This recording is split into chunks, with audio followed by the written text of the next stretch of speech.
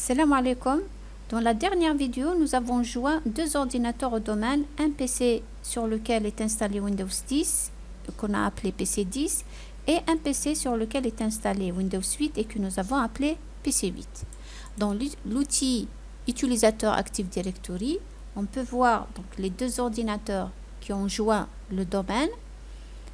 Dans le conteneur système computer, donc PC 8 et PC 10. Joindre ces ordinateurs au domaine a permis de créer deux comptes ordinateurs dans Active Directory, donc dans le conteneur computer. À partir donc du contrôleur de domaine, on peut maintenant gérer les ordinateurs. Donc ils sont maintenant membres du domaine ou donc des clients du domaine.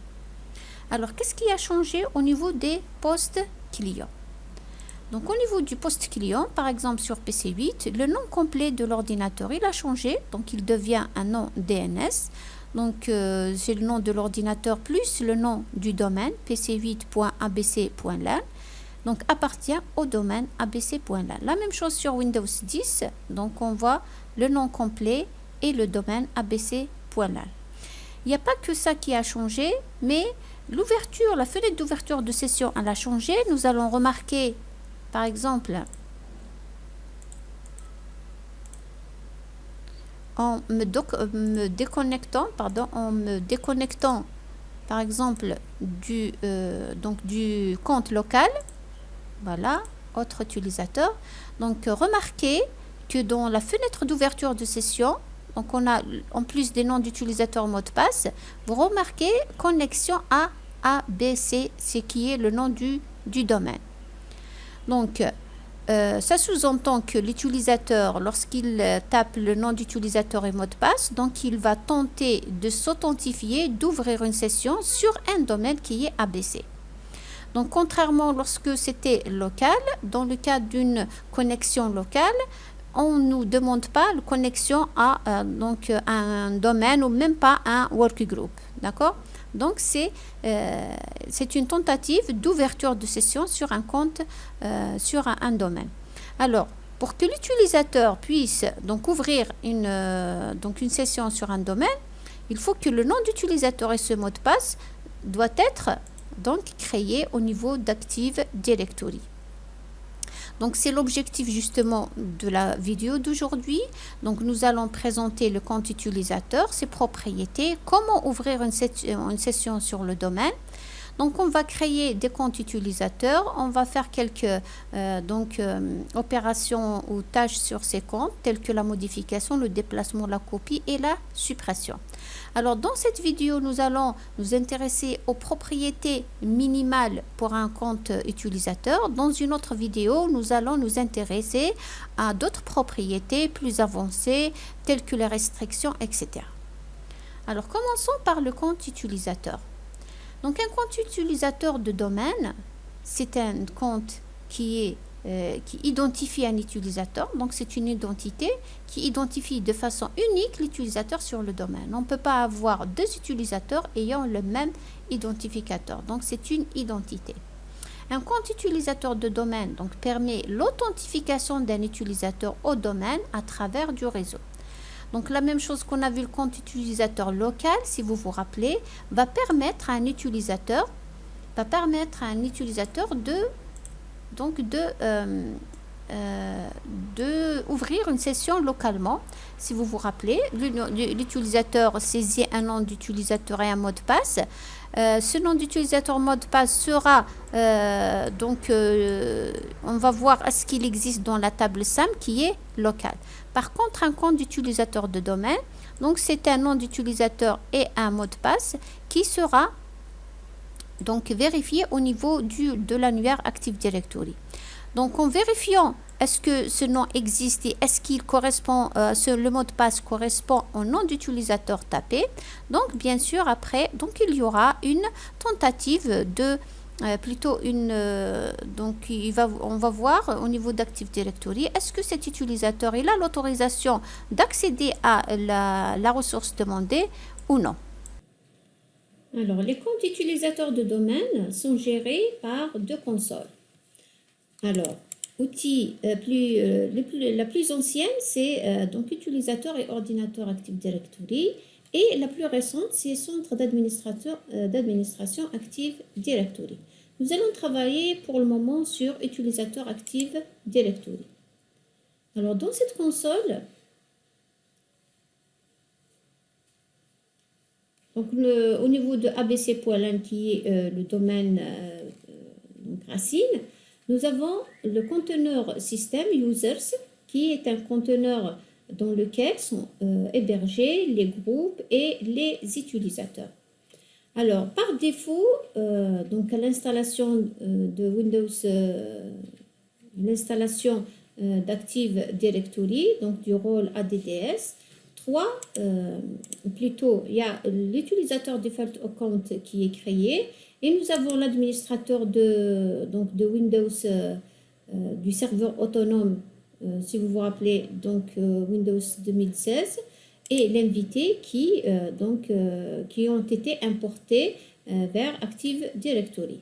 Alors, donc, invité et default account sont deux utilisateurs qui sont désactivés et administrateur, donc c'est l'utilisateur administrateur du domaine et c'est lui qui a l'autorisation, le seul à avoir l'autorisation donc d'ouvrir une session sur le contrôleur de domaine.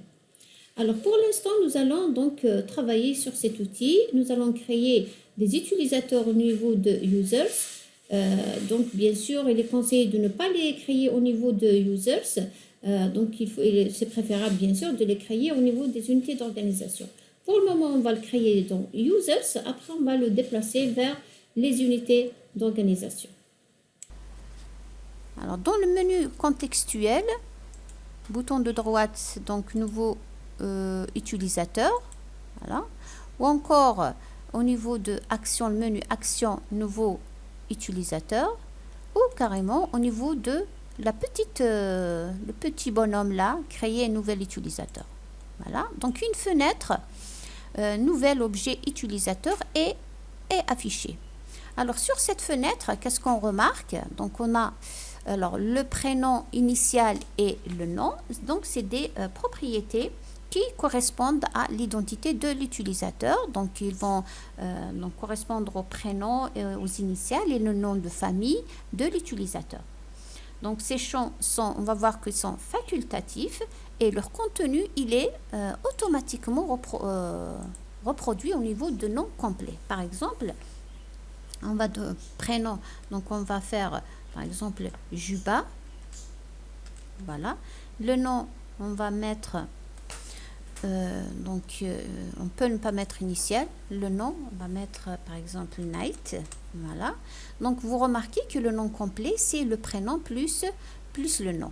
D'accord? Donc Juba Night. Mais pour les noms et prénoms, pour le nom complet de l'utilisateur, c'est une propriété qui va identifier l'utilisateur au niveau du domaine. Donc il est préférable de définir une nomenclature, définir une convention donc, de nomenclature permettant donc d'identifier chaque utilisateur au niveau de l'entreprise. Alors, par exemple, Microsoft, elle recommande de faire donc le nom plus le prénom, séparé par exemple par un point, ou encore donc la première lettre du nom, du prénom suivi du nom, etc. Donc, il faut définir, c'est très important de définir cette nomenclature. D'ailleurs, donc c'est juste une remarque pour les stagiaires qui font leur mémoire au niveau de l'entreprise. On ne donne pas des noms comme ça, d'accord? Donc, il faut bien définir cette nomenclature. Les noms d'utilisateurs, on va les avoir au niveau de ressources humaines. Donc, c'est une charte qu'il faut définir au préalable. Alors, le nom d'ouverture de session, c'est le nom avec lequel l'utilisateur va ouvrir une session au niveau du domaine. Par exemple, au niveau donc, de PC10, c'est le nom que va saisir donc l'utilisateur au niveau de ce champ, nom d'utilisateur. Donc, alors, le nom d'ouverture de session, généralement, c'est on reprend le nom complet. Le nom complet de l'utilisateur ou selon donc la nomenclature, on va mettre donc le première lettre du prénom plus le nom, etc. Moi, on va faire que des prénoms juste pour les TP. Donc, on va mettre par exemple Juba. D'accord? Alors, le nom d'ouverture de session, c'est, donc ici, c'est Juba plus le nom du domaine, @abc.lan. C'est-à-dire, au niveau du poste,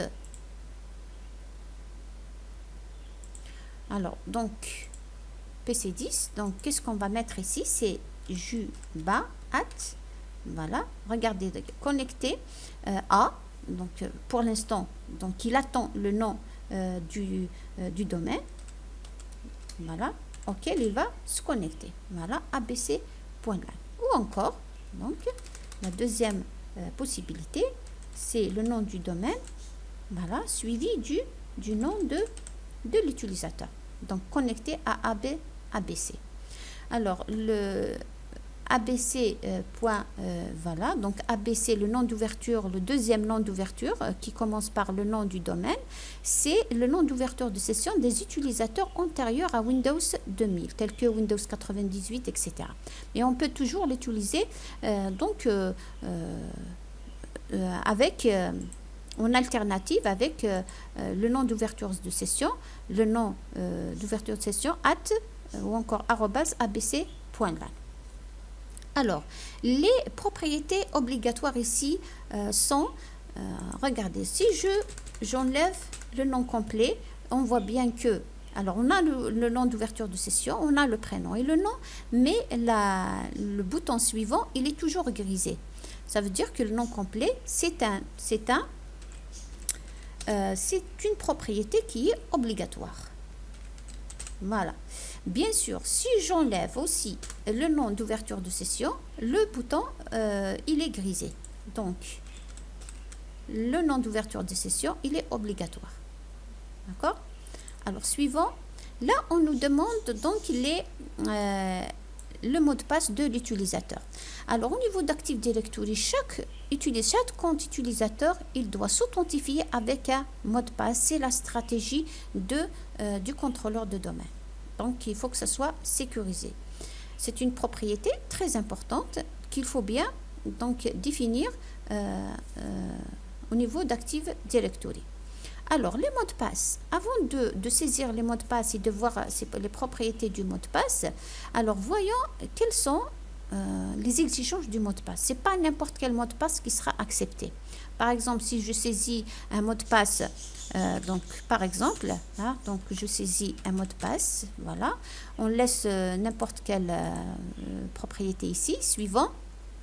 Si on valide, voilà, si on valide, terminé, voilà, donc il affiche. Windows ne peut pas définir le mot de passe pour Juba Night. Déjà, je me suis trompée ici de non, on va le rectifier, car ce mot de passe ne correspond pas aux critères de stratégie de mot de passe. Vérifier la longueur du mot de passe minimal, la complexité du mot de passe et l'historique, etc. Donc, le mot de passe que je viens de saisir ne respecte pas les critères de stratégie de mot de passe. Donc, on va voir, je vais juste revenir en arrière voilà, pour rectifier. Voilà. Alors, donc, pour voir ces exigences de mot de passe, pour comprendre un peu quelles sont ces exigences et pourquoi justement ces exigences, on va aller dans Outils, Gestion des stratégies de groupe. Voilà, au niveau donc de la forêt ABC, au niveau du domaine abc.lan. Default Domain Policy, donc c'est la stratégie par défaut du contrôleur, plutôt du domaine, pas du contrôleur de domaine, mais du domaine. C'est une stratégie qui est créée par défaut pour tout le domaine. Bouton de droite modifié, voilà. Alors ici, on a donc configuration ordinateur, stratégie, dans paramètres Windows. Alors ici, donc c'est paramètres de sécurité, on développe paramètres de sécurité. Le mot de passe, il concerne une stratégie de compte. Donc je développe stratégie de compte. On a stratégie de mot de passe. Je double-clique sur stratégie de mot de passe. Voilà donc la stratégie d'où vient donc la stratégie de mot de passe. Alors, qu'est-ce qu'elle comporte cette stratégie ? Alors, conserver l'historique des mots de passe, 24 mots de passe mémorisés. Qu'est-ce que ça veut dire cette propriété? Alors, Ce paramètre de sécurité détermine le nombre de nouveaux mots de passe uniques devront être associés à un compte d'utilisateur avant qu'un ancien mot de passe puisse être utilisé. C'est-à-dire que l'utilisateur, lorsqu'il va taper un mot de passe, au bout de quelques temps, on va lui demander de changer le mot de passe. Il ne doit pas saisir un mot de passe qu'il a déjà saisi. Donc, il va mémoriser les 24 derniers mots de passe. Voilà. Là, c'est la première stratégie. Plutôt le premier critère. Durée de vie du mot de passe, il est de 42 jours. C'est-à-dire qu'au bout, ce paramètre de sécurité détermine la période en jours pendant laquelle un mot de passe peut être utilisé avant que le système oblige l'utilisateur à changer. C'est-à-dire au bout de 42 jours, l'utilisateur il va être contraint de changer le mot de passe parce que c'est le système qui va le demander. Voilà. Donc, des fois, les stagiaires, ils sont en train de travailler, etc. Au bout de quelques temps, voilà, donc ils demandent de changer le mot de passe. Et ben, tout simplement parce que c'est le 42e, après 42e jour d'utilisation, donc le mot de passe doit être changé. La durée de vie du minimal du mot de passe, donc ce paramètre de sécurité détermine la période minimale en jours d'utilisation d'un mot de passe avant que l'utilisateur puisse le changer. Donc, on a une journée d'utilisation de mot de passe avant qu'il soit changé. Le mot de passe doit respecter les exigences de complexité. Donc, c'est un critère propriété qui est activé. Alors, qu'est-ce que ça veut dire? Ce paramètre de sécurité détermine si les mots de passe doivent respecter des exigences de complexité. Quelles sont ces exigences de complexité?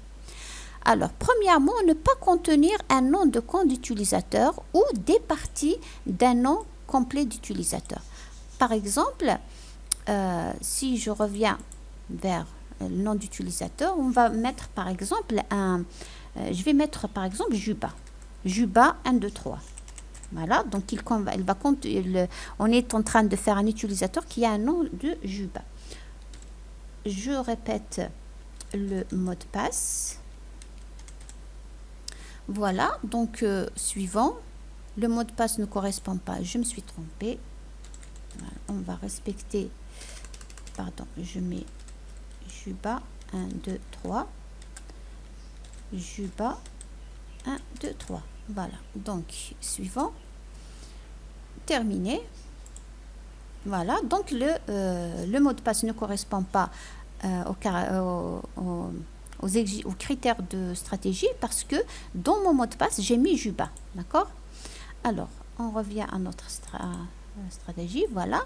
La longueur, donc, oui, j'ai pas terminé. Voilà. Donc, ne pas contenir le nom, une partie du nom, du compte utilisateur ou une partie. Voilà. Comporter au moins 6 caractères. Et contenir des caractères provenant des 4 catégories. C'est-à-dire que le mot de passe doit contenir au moins les 3 des catégories. Ces catégories sont un caractère majuscule, des caractères minuscules, un chiffre de 0 jusqu'à 9 ou des caractères alphabétiques, plutôt non alphabétiques, c'est les caractères spéciaux. C'est-à-dire il doit contenir au moins les 3 de ces 4 critères. Voilà. Donc, et là, la longueur minimale du mot de passe, elle doit être de 7 caractères. Voilà d'où vient la complexité du mot de passe. Dans l'avenir, on va changer cette stratégie pour nous faciliter un peu les TP, donc pour ne pas taper à chaque fois les mots de passe, donc uniquement pour les besoins du TP. On laisse la stratégie telle qu'elle est maintenant. On revient maintenant à notre utilisateur. Bien sûr, donc on va taper pour continuer. Donc on tape un mot de passe qui est correct. Je vais mettre une majuscule, minuscule, des chiffres ou un caractère spécial. C'est comme vous voulez. Alors, regardons maintenant les différentes propriétés des mots de passe. L'utilisateur doit changer le mot de passe à la prochaine session d'ouverture de session. C'est la propriété par défaut. Alors, dans cette propriété, plutôt lorsqu'on clique ou on choisit cette propriété, l'utilisateur à la première ouverture de session, un mot de passe lui sera demandé. Parce que l'administrateur, lorsqu'il crée les utilisateurs, il va leur donner un mot de passe. Ce mot de passe, il sera communiqué aux utilisateurs, mais à l'ouverture de session, ils doivent saisir leur propre mot de passe, parce qu'un mot de passe ne doit pas être connu que par l'utilisateur. Même l'administrateur n'a pas accès à ce mot de passe. D'accord? Voilà. Donc, la deuxième propriété, utilisateur ne peut pas changer de mot de passe. Alors, cette propriété, on ne peut pas la choisir, bien sûr, avec l'utilisateur doit changer le mot de passe. C'est logique. D'un côté, on lui demande de changer le mot de passe et d'un autre côté, on ne peut pas changer de mot de passe. D'accord? Donc, si on veut que l'utilisateur ne peut pas changer de mot de passe, on doit d'abord décocher la première option pour choisir. Donc, utilisateur ne peut pas changer de mot de passe. Alors, cette option, donc, elle est utilisée pour figer certains mots de passe, tels que des mots de passe qui sont utilisés par plusieurs personnes ou le compte invité. Donc, c'est à l'administrateur de gérer ces mots de passe. Alors, le mot de passe n'expire jamais. Donc, c'est un mot de passe qui doit être défini par l'utilisateur pour outrepasser un peu maintenant la stratégie de mot de passe. Donc, puisque au bout de 42 jours, le mot de passe il expire, donc on doit le renouveler. Donc là, on va remettre en cause un peu donc la stratégie, on va outrepasser la stratégie de mot de passe. Alors, le compte est désactivé ici. Donc, c'est un compte qui par exemple, qui existe, mais on ne peut pas l'utiliser. On ne peut pas l'utiliser à l'ouverture de session. Donc, on va voir ça. On va voir tous les cas lorsqu'on va faire de la pratique, puisque dans cette vidéo, je vais m'intéresser uniquement donc à les propriétés des utilisateurs. Alors, le compte est désactivé. Par exemple, on le fait pour des employés, par exemple, qui partent en retraite, ou encore des employés, par exemple, qui s'absentent à longue durée. Donc, on ne peut pas supprimer le compte, mais on va le désactiver. Donc, par exemple, un stagiaire qui est recruté dans une entreprise pour un stage pratique, lorsqu'il part, on va désactiver le compte, etc. Voilà. Bien sûr, on peut avoir le mot de passe n'expire jamais, le compte est désactivé, ou encore, donc une composition de ces options-là. Nous, qu'est-ce qu'on va faire? Donc, pour le besoin du TP, on va mettre le mot de passe n'expire jamais. Et dans un proche avenir, on va carrément donc changer la stratégie de mot de passe pour accepter les mots de passe vides. Ok, alors suivant. Là, c'est donc un résumé de l'objet qu'on vient de créer. Donc, l'utilisateur, le nom complet, c'est Jubanite. Le nom d'ouverture de session, donc le nom de connexion de l'utilisateur, c'est le nom d'ouverture de session. Et le mot de passe n'expire jamais. Terminé. Voilà, donc notre utilisateur, il est créé. Maintenant, on peut ouvrir une session à partir du client. Voilà, donc autre utilisateur. On va mettre Juba, voilà, donc @abc, voilà, le mot de passe, oui, donc il faut bien saisir le mot de passe, ok, voilà, donc l'utilisateur Juba vient d'ouvrir une session au niveau du domaine. Voilà, donc la première, donc c'est la préparation du profil de l'utilisateur.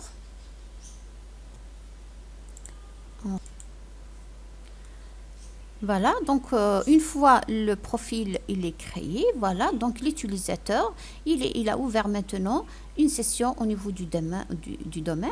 Donc on ne voit pas un grand changement, c'est comme si on travaillait localement, mais les changements on va les voir après lorsqu'on va donc accéder aux ressources, etc. Donc ici voilà, donc l'utilisateur c'est Jubanite, donc c'est le nom complet de l'utilisateur, on voit bien c'est le nom complet de l'utilisateur, voilà, donc voilà pour donc création du nom d'utilisateur. Alors Juba par exemple Night maintenant on l'a créé dans le conteneur system users. Alors de préférence on ne crée pas les utilisateurs au niveau du conteneur système, on va les créer dans les unités d'organisation.